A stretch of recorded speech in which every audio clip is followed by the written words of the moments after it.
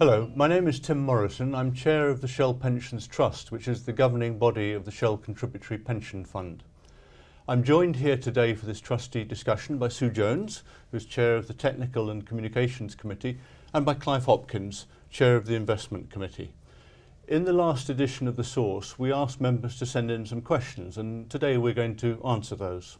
Well, Sue, Clive, we're living in interesting times. Yes. Actually, I'm not going to talk today about that because I know that whatever I say about what's going on politically or in the markets today will be out of date by the time anyone actually sees the video. What I would like to do is say a little bit about what we've been doing in the last year or so, just to set the scene for the questions. Yeah, it's been a busy year. Been a busy year indeed. So we've completed our triennial valuation to check that we've got enough assets to meet our liabilities. Yeah. We've done a major piece of work on developing further our long-term de-risking plan. We've done the asset allocation work, of which more later. We've moved our services to our back office, I think generally pretty successfully. And for me, perhaps most important of all, we've paid our pensions on time throughout the year. That's £40 million a month we're paying now. Yes. So it's quite a number there. Let me start with the first question that we've been asked, and Clive, this is one for you. The question is, you mentioned in the source that the board were carrying out a strategic asset allocation review of the SCPF's investment portfolio. Is that now complete? Yes, let me first say that we carry out a valuation every 3 years, an actuarial valuation, and the most recent one was at the end of 2017. The actuary determined that the funding ratio stemming from that valuation was 108%, which means that the fund's assets value was 8% greater than the liabilities, and the size of the fund is about £16 billion. So we had a reasonable cushion, which we're pleased about. While the valuation is being done, we prepare for another look at where our assets are allocated. So, and that involves quite a bit of work because we have to look at all the different types of asset. With the help of advisors, project how they might do in the future in different economic scenarios. And there's a lot of modelling done, and then we get the various answers and decide what we're going to do in the light of the actuarial valuation. Now this chart shows how the asset allocation has been over the last 3 years and what it is now, what we're implementing now. And there are three main tranches. First, there's the liability hedge. These are the assets, they comprise about 33% of the fund. These are the assets which are very secure. They include assets like index-linked gilts, which have the characteristics of the liabilities. And so they're very safe and sound. We've increased that level of assets from 31% to 33%. Then there's a second tranche, a new tranche that is labelled liquidity and investment grade assets. These comprise shorter dated government bonds and other similar investments. They're very secure, they yield better than cash, and they give us liquidity, which we might need, and also they are there if we want to take advantage of any particular opportunities. So we have 18% of the fund in those assets. And finally, there are return-seeking assets.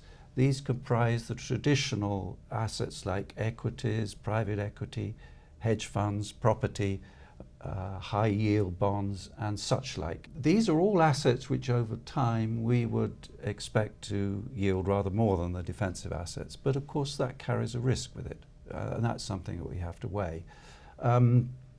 Overall, we've reduced the level of funds invested in these return-seeking assets. And it's now come down to 49%. And that was one of the fruits of doing the valuation. We could see that we could do that. We could see we had the chart, and in fact we decided then to take the risk off in respect of some equities and high yield bonds and so on. Back in August, fortunately. Back in August. While we don't aim to do timing, I mean that was in retrospect seems like a wise decision.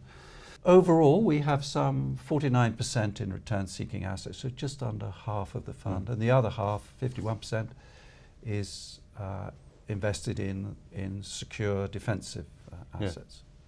The next question, which really follows on from that, Clive, is how do you manage portfolio risk and diversification? It's a good question. Some of the strategic asset allocation process is concerned with that, because in looking at all of the different types of assets, we're looking at what we would expect them to yield and what the risks are. I think a good perspective is to, building on what you were saying earlier about £40 million per month payable from the fund, this chart shows the projected payments from the fund right through to the very last payment to the very last pensioner. So it goes right through to the end of this century. And you can see that we haven't peaked yet. Will be another 15, 20 years before the payments peak, and then they will gradually reduce. So in our long-term investment thinking, we're trying to determine a glide path which will enable us to meet all of those benefits, selling investments as we need with little dependence on the company. We hope to be able to, well, we intend to secure all those pension payments by having the right level of investment. And as for the question of diversification, that's very important. The strategic asset allocation exercise makes sure that we have a diverse bunch of assets. We don't want to have all our eggs in one basket, and the theory behind that is quite simple, that if certain asset classes do very badly, we've got other ones that should compensate. That chart's really very interesting because it shows what a range of perspectives the trustee has got to have. There's both the here and now paying the pensions, but also a very long perspective. It's a very long perspective, and that's something that we try to take account of in the board. We try to avoid knee-jerk reactions to things and take a steady as you go process. Yeah. The next question, Sue, is this one I think I'll direct your way if I may. Thank you. In the source it mentions that company contributions will reduce from 20% to 10% in 2019. Are they likely to reduce even further, and what does this mean for the fund? Because of the current funding level, the company does not need to make contributions directly into the fund itself. However, it does provide additional support through the additional reserve account. I mean, it could have had just a contribution holiday, but it decided to pay something else into a reserve. Yes, correct, yes. And we have agreed with the company that this will reduce to 10% from the beginning of 2019. We do review the level of contributions with the company, and this is part of the 3-year valuation cycle to make sure that contributions are not needed to be put into the fund directly. So we have an extra buffer that we could draw on if we really needed to. Correct, Clive. But as at the present time where we have a significant surplus, that's not necessary. Yes. And maybe following on from that, we received a question on the timing of the valuations. So, Sue, the 2018 source gives the results of the valuation as at 31st of December 2017. Why does it take so long to produce the answer?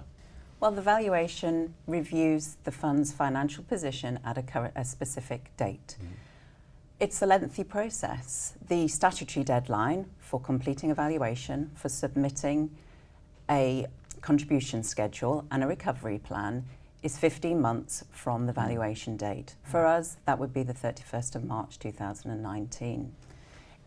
We start with an in-depth analysis of the current membership, the benefit structure and the assets. And how long they're going to live, you know, that's Yes, something you correct, have to make yes. assumptions about. And the actuary recommends assumptions for future price increases, future investment returns, members' life expectancy. There's a whole long list. Yes, lots of factors. It's complicated. Yes, the board take considerable time to review these assumptions in depth before making an assumptions of which ones to use. We also consult with the company. It's so actually it's a big process, but we do it reasonably quickly. Yes, correct. Would what I take away from that. The next question is one dear to members' hearts. Some pension schemes have changed how they increase pensions from RPI to CPI, and will the SCPF? This question, of course, is of great interest to all members because the retail price index generally gives a higher increase than the consumer price index. Not always, but in most years. Which index is to be used depends specifically on the precise wording of the trust deed governing the fund. And in the case of the SCPF, The deed refers to the index of retail prices, which is now known as RPI, or any broadly comparable index, and it's for the trustees to determine this. The trustees have no plans to change from RPI, so I think members will be reassured by that. Yes. The next question, Clive, this one is for you. You have both Samco and Aon as an investment advisor. How do they work together? It's a fair question. Our funds are managed by Samco, which is the Shell Asset Management Company based in the Netherlands. It's an in-house team that does all the investing, and it's been running for some 15 years. We've had good results from it, but we do also have an external investment advisor in Aon, which is one of the large consulting actuarial firms, who by the way also do our actuarial valuations. The reason we have an external advisor too is so that we don't become too incestuous. We feel we need to have external challenge in the light of what other funds are doing, how the markets are going.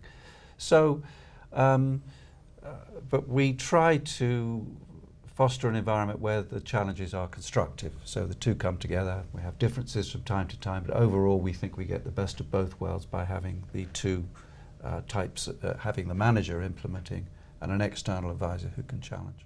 Yeah, it's a valuable role, and of course it's also one that we're required by law to have in place. Indeed, Not yes. to I should have mentioned that. Yes. Understate that little point.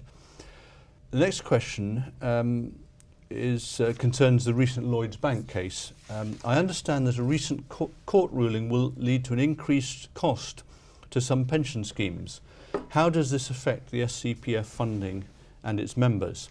This question refers to a case concerning equalisation of guaranteed minimum pensions. Yes, I think guaranteed minimum pensions it's the old state scheme. You had to if you wanted to contract out of it, you had to promise a pension which was broadly equivalent to the old state scheme. Yeah. For most people, that's quite a small element of their pension. Indeed. But you had to promise to provide GMPs, as they're called. Indeed, thanks, Clive. This is an immensely complicated area.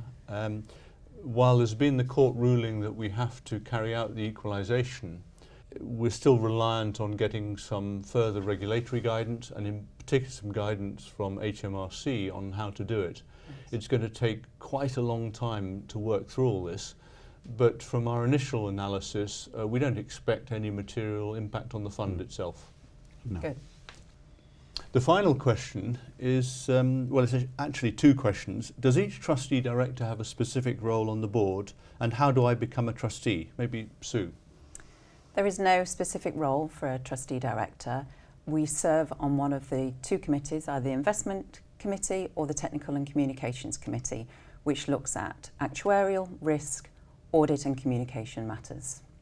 Yes, we have 8 directors now, so it's 4 and 4 on the two committees. Yes. 8 is it's a good number. The board used to be much larger originally when we started. When we had 20,000 members, we had 18 trustee directors, 9 of whom were elected and 9 of whom were nominated by the company. But now it's reduced considerably, and it's 4 and 4. It works well. Yeah.